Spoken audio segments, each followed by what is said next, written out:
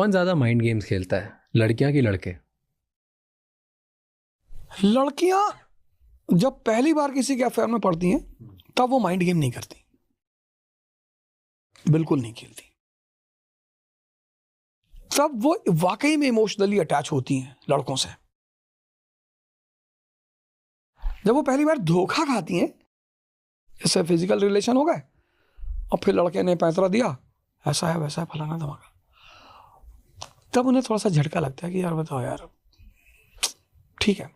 जब वही घटना दोबारा रिपीट होती है, तिबारा रिपीट होती है, तब लड़कियां बहुत खतरनाक हो जाती हैं। तो जहां तक दिमाग का सवाल है, दोनों लगाते हैं, ना कोई ज्यादा लगाता है ना कोई कम लगाता है।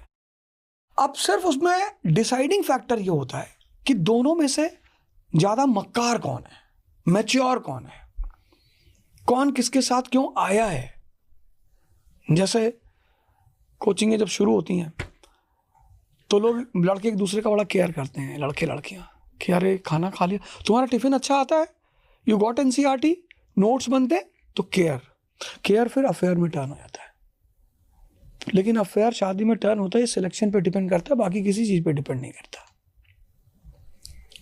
तो लड़कियों का जो पहला स्टेप होता है वो तो इमोशनल होता है, पर धीरे धीरे उन्हें समझ में आता है कि यार कोई इमोशन का कोई गेम नहीं है दुनिया में।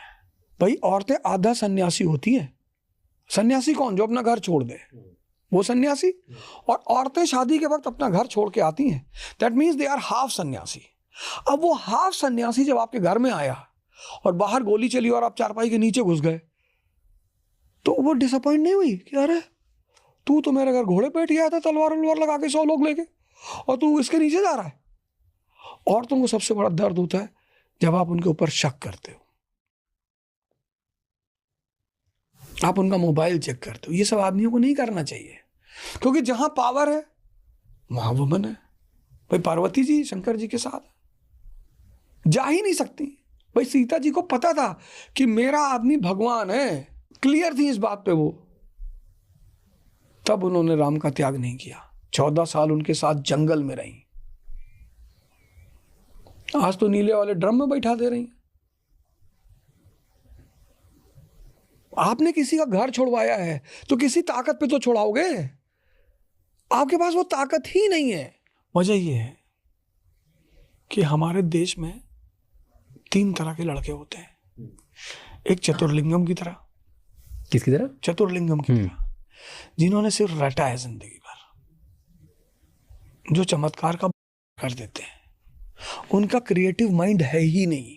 फिर एक राजू की तरह के लड़के हैं, जिनको जिंदगी में सिर्फ बहन की शादी करवानी है, नौकरी पाना है, जीना है।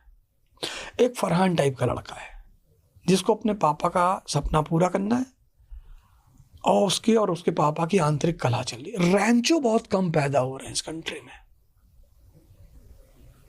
क्यों?